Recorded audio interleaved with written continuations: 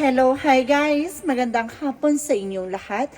This is Jean Rodriguez, Mama sa Grid Channel, a faith healer o Zumata reader. So ngayong hapon, natatagan natin ang nagsabihin sa iyo ng ating mga gabay. So this is a special gabay for the month of February 21 hanggang February 27 for the sign of Pisces. So Pisces, welcome to my channel. Ano kayang messages, advices, sa spirit guides ang ating masasagap for today's video? Kalima kayang energy o kaganapan sa buhay ng mga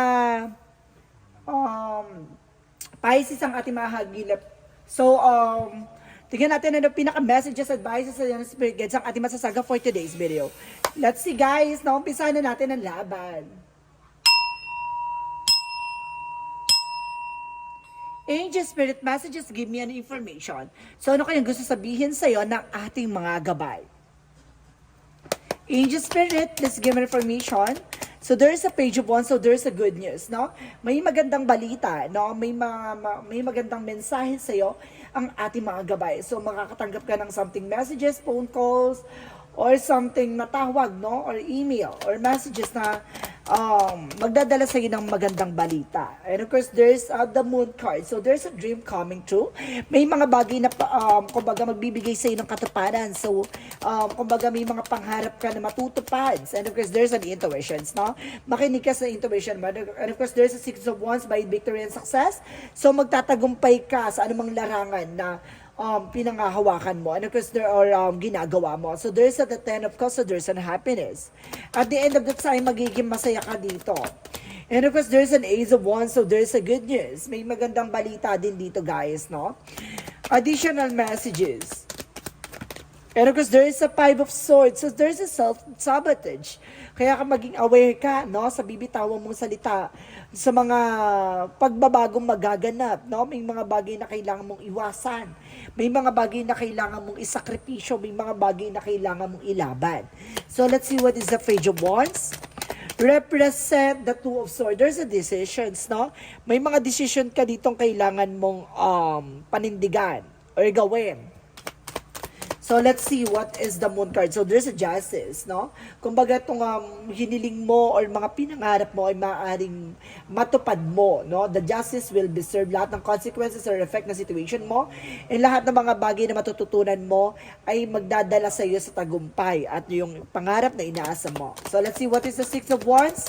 So, there's a Page of Pentacles. So, there's an investment. So, kumbaga, there's a Six of Wands by victory and of course, the Page of Pentacles na kumbaga, investment, plans, and manifestation. So, may mga bagay na magdadala sa iyo ng solid beginning. So, ibig sabihin nito, galingan mo.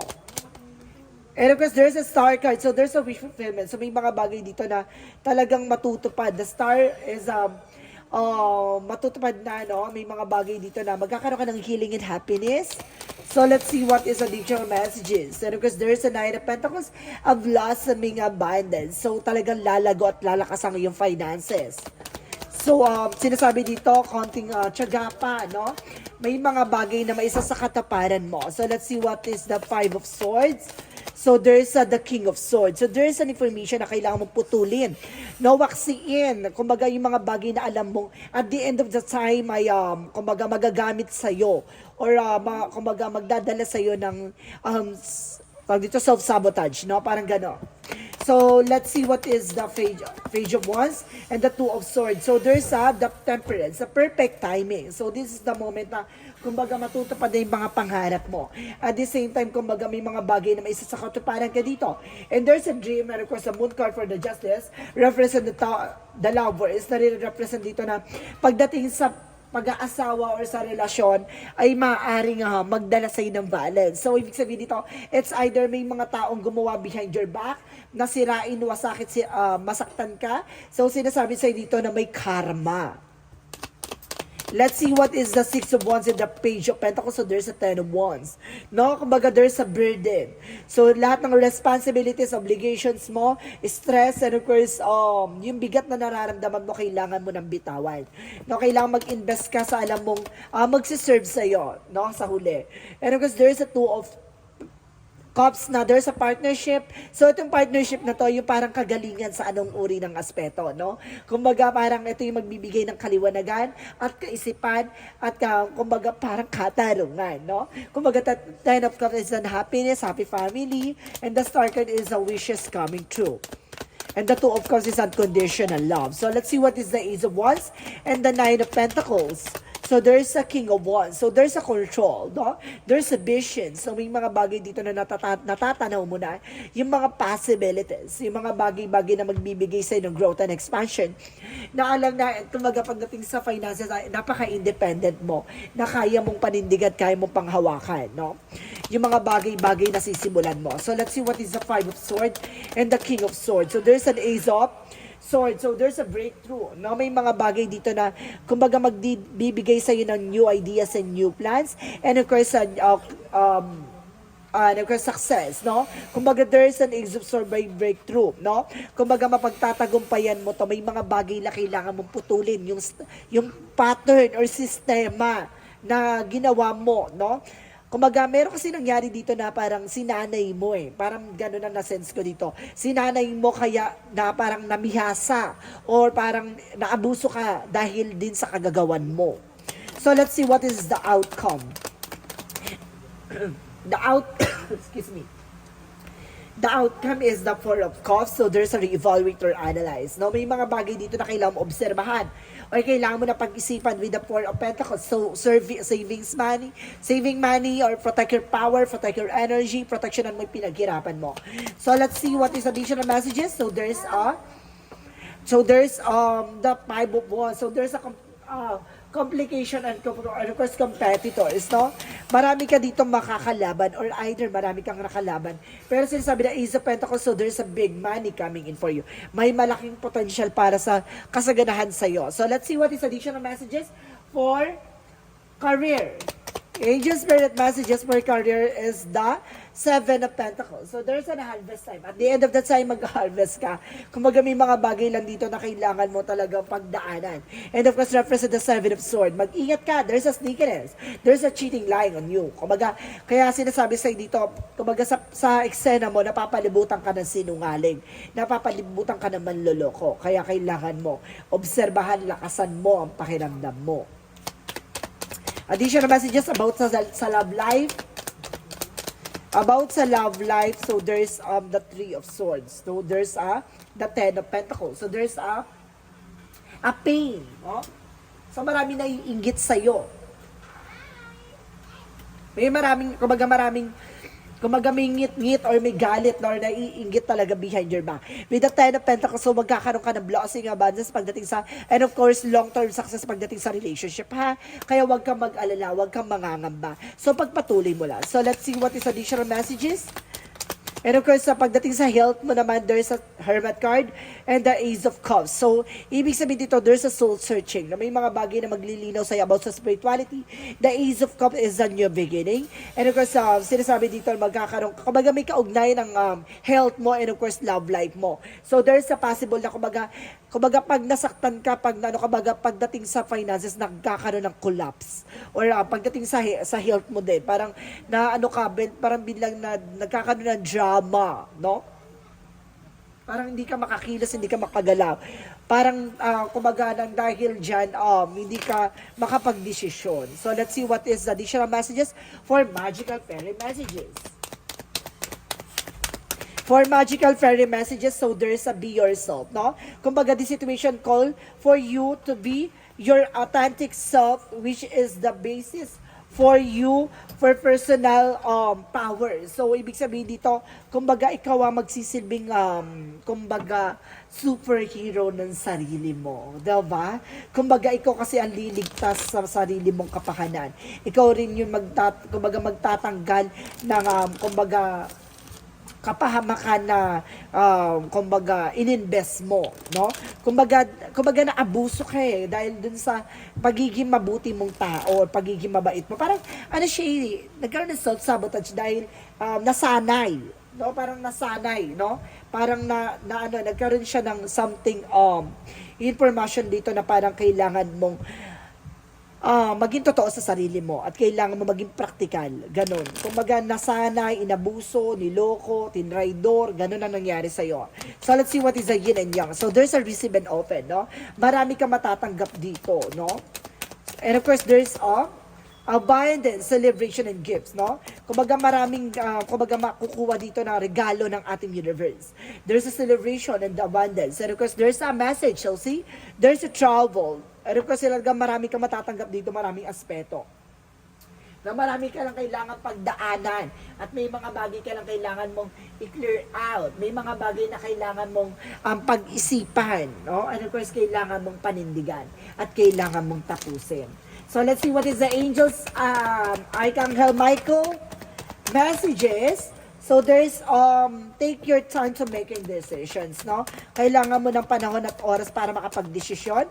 So ibig sabihin dito kailangan magmuni-muna. And guarded and protected, no? Kumbaga protektado ka at pinapangalagaan ka. And there is a God in charge, no? Kumbaga nandito na yung Panginoon, ginagabayan at pinoproteksyonan ka. At sinasabi sa'yo, be gentle with yourself. Na huwag mo masyadong pinapressure yung sarili mo, huwag mo masyadong sinasaktan yung sarili mo sa mga drama or mga nangyari sa from the past.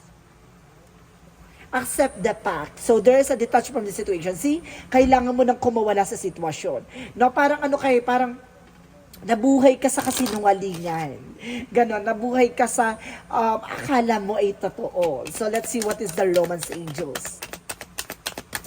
So there's release your ex. So kailangan mo nang pakawalan yung ex mo. Diba? At the same time, free yourself. See? Talagang binibigyan talaga ng kumbaga mensahe sa'yo na kumbaga yung ex mo ay nagbigay ng dulot ng kasinungalingan at bangungot ng nakaraan. So let's see. Additional messages. So there's a healer. So some of you mayroon ka ring healing energy. Or some of you kailangan mo ng healer, no? Para gumamot ka sa mapagaling ka sa anumang uri ng karamdaman mo. So there's an infinite abundance. So magkakaroon ka ng kasaganahan dito, no? So, of course, there is a creative expression. So, may mga bagay dito na kung ano yung gusto mo, kung ano yung mga nasa isip mo na gagawa mo. No, you are being creator. So, let's see what is the chakra. For the chakra, so there's a faith. So, sinusubukan na pananampalataya at tiwala mo. At the same time, there's a prayer. So, kailangan mo magdasal. No, kailangan mong humingi ng gabay sa ating Panginoon. At the same time, there's a balance. So, kailangan mo maging balance, emotional at practical. So, angel spirit messages give me information. There's a breath of the cosmos. So, there's a may will tied to will, micromanaging the universe. Ibibigay sa'yo ng universe kung ano yung para sa'yo. And there's a lost lands, no? So may mga bagay ka dito na nagawa mo na to dati, magagawa mo ulit. So there's a wait, may mga bagay na kailangan mo antayin. Huwag mong ipilit. Masasaktan ka. So let's see what is the Archangel Raphael. So there's have faith. So talagang sinasabi dito, parang nagkakaroon ka na ng pangambay, magmamahal pa ba ako? Baka masasaktan na naman ako, baka lolokohin na naman ako. Kasi marupok ako. So sinasabi sa'yo dito, magtiwala ka. No? Kasi may binibigay sa yung paraan ng Panginoon kung paano mo siya makukuha no? So, kailangan mo lang ipagkatiwala. So, not the right time. So, hindi pa sa ngayon. So, sinasabi dito within the next few weeks. Ay, ang ganda, yun, nasaktan ka. Tapos, eto na naman. So, another eksena naman, there's a big happy changes. So, this is the moment na kapag magiging masaya ka, no? So, let's see what is the Monsology. What is the Monsology? So, there's a take time to breathe out. So, kailangan mong huminga ng malalim at pag-isipan. And don't let past hold you back. No, wag mo na raw balik-balikan ang nakaraan. Past is past, never come back. And because there's prosperity lies ahead. So, talagang ang kasaganahan na talaga ay paparating na. So, kumbaga nai-stuck ka lang sa negativity. So, kaya hindi ka makausad. And of course, there's a fear. No? It's either natatakot ka. No, baka magsisi ka, or baka, di ba, there's an acceptance na kailangan mo tanggapin. There's a discipline. Discipline na sa sarili mo at the same time, there's a success. No, magsasuccess ka at the end of the time. Don't you worry. Angel Spirit messages give information. There's a Psychic abilities. So, may kakayanan ka talaga. There's a visions, intuitions, knowledge about the spirituality. At the same time, there's a flexible. No? Flexible ka sa lahat ng bagay. And there's an emotions. No? Emotions. So, ibig sabihin, nagiging emotional kapag nasasaktan ka, hindi mo kayang itago. So, let's see what is the energy. What is the energy? May ganda kakakita ko na spirit, guys. And of course, there's a first chakra Archangel Gabriel, sabi ni. Nakakita ko na spirits eh.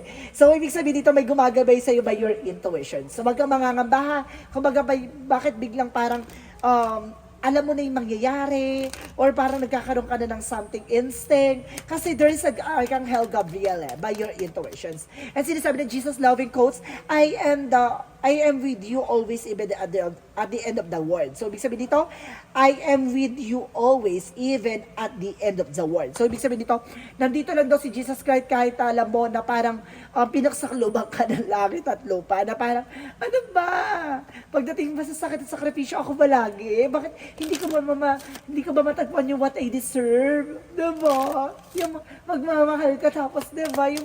Yung makukuha mo na agad, hindi pa pwedeng gano'n na lang? Hindi.